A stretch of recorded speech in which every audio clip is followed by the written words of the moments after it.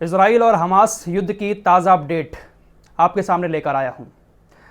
दोस्तों, ये जो बेंजामिन नेतन्याहू है, समझ नहीं आ रहा है कि इसके ऊपर किसका हाथ रखा हुआ है। दुनिया के तमाम देश इसकी आलोचना कर रहे हैं, लेकिन ये ऐसे पलटकर जवाब देता है मानो इसको किसी की परवाह नहीं है। दुनिया में सबसे ताकतवर यही है। गाजा के अंदर ये जो कत्लेआम कर रहा है, इसको लेकर दुनिया में आलोचना हो रही है, पूरी दुनिया में प्रदर्शन भी हो रहे हैं, लेकिन इसके कान पर जू तक नहीं रेंग रही है। इस वक्त शायद ये हिटलर बन चुका है। जैसे हिटलर ने यहूदियों को कत्लेआम किया था, अब शायद ये वही बदला ले रहा है गाजा के लोगों से। यूरोपीय यूनियन का बयान आया है, फ्रांस का बयान आया है, लेकिन इन सब के बयानों को इसने ताक में रख दिया है। फ्रांस का पहले आपको बयान बता देते हैं। फ्रांस के राष्ट्रपति इमैनुअल मैक्रों, इसे भी सबसे ज़्यादा नफरत मुसलमानों से ही है। इसने कहा है कि इजराइल गाजा पर ये जो बमबारी कर रहा है, आम लोग मारे जा रहे हैं, बच्चे महिलाओं की बहुत ज़्यादा वहाँ पर मौत हो रही है। इस बमबारी को इजराइल को बंद कर देना चाहिए। बिना किसी कारण के बमबारी की जा रही है, इजराइल ये बहुत गलत कर रहा है।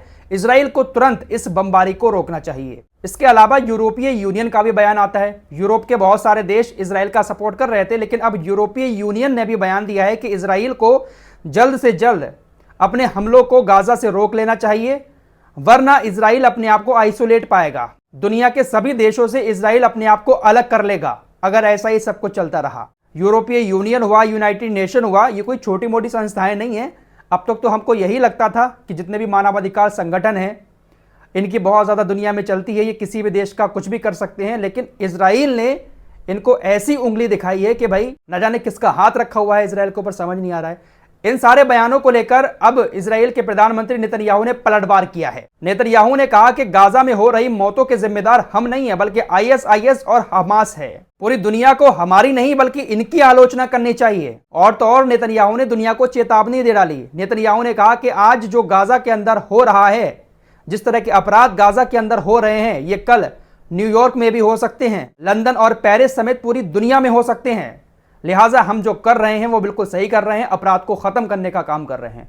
हमें रोकने की कोशिश मत करो। या तो नेतन्याहू को किसी का डर नहीं है, या फिर ये जो देश या संगठन बयान दे रहे हैं ये दोगले हैं, अंदर अंदर इजराइल के साथ घुसे हुए हैं और ऊपर से दुनिया को दिखाने के लिए इस तरह के बयान जारी कर रहे हैं। मुझे तो ऐसा ही लग रहा है, क्योंकि अगर यूरोपीय यूनियन इतनी बड़ी बात कह सकता है तो तुरंत किसी भी देश को खामोश होकर बैठ जाना चाहिए था। अगर यूरोपीय यूनियन सही से एक्शन ले ले तो भाई इजराइल कहीं का नहीं रहेगा। देखिए इजराइल कर क्या रहा है। कल अल शिफा अस्पताल पर 3 हमले किए। 3 हॉस्पिटल ऐसे हैं जिनको चारों तरफ से इजराइल के टैंकों ने घेर लिया, और खुद इसकी जानकारी इजराइल फोर्स की तरफ से दी गई है। और कहा गया है कि हमने इन चारों अस्पतालों को इसलिए घेरा है क्योंकि इन अस्पतालों के इर्द गिर्द और अस्पतालों के नीचे हमास के अड्डे हैं।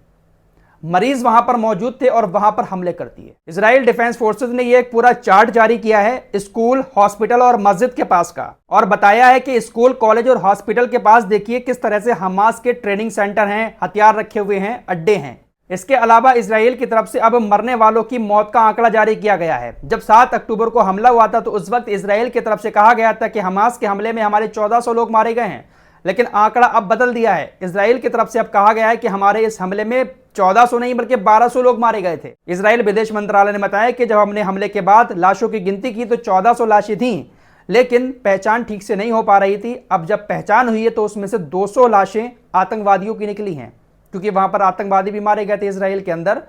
तो हमारे सिर्फ 1200 लोग इसमें मारे गए हैं। आंकड़ा बदल दिया इजराइल ने। अब ये आंकड़ा सही है गलत है क्या पता, इससे भी कम हो, क्योंकि इजराइल जो है वो झूठा नंबर 1 है। वहीं अल जजीरा ने भी एक बहुत बड़ा दावा करते हुए कहा है कि इजराइल के हमलों में इस्माइल हानिये की पोती रोआ हानिये की भी मौत हो गई है।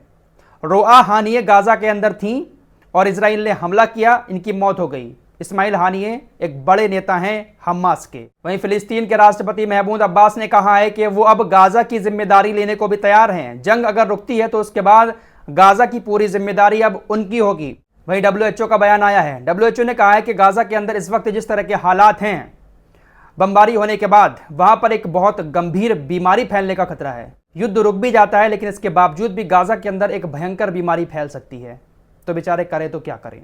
वही एक बड़ी खबर यह भी है कि इजराइल ने जो कॉरिडोर दिया है, उस कॉरिडोर के जरिए अब तक 1 लाख फिलिस्तीनी गाजा को छोड़ चुके हैं। इजराइल डिफेंस फोर्सेस ने कहा है कि हमारे लिए नागरिकों की सुरक्षा बहुत जरूरी है, इसलिए हम रोजाना 4 घंटे का युद्ध विराम कर रहे हैं ताकि गाजा को छोड़कर लोग यहां से चले जाएं। पूरी तरह से तबाह कर दिया, अब उसको इंसानों की फिक्र हो रही है। वही हमास के अबू उबैदा का एक बयान सामने आया है। अबू उबैदा ने कहा है कि जब तक हमारे फिलिस्तीनी कैदियों को इजराइल रिहा नहीं करता है तब तक हम उसके बंधकों को रिहा नहीं करेंगे। उसने साफ कह दिया है कि 6000 जो फिलिस्तीनी बंद हैं, बेगुनाह लोग, उनको आप छोड़ दो, हम इधर बंदूकों को छोड़ देंगे। देखते हैं कि अब क्या होता है। लेकिन कल ओआईसी की एक मीटिंग होने वाली है सऊदी अरब के अंदर।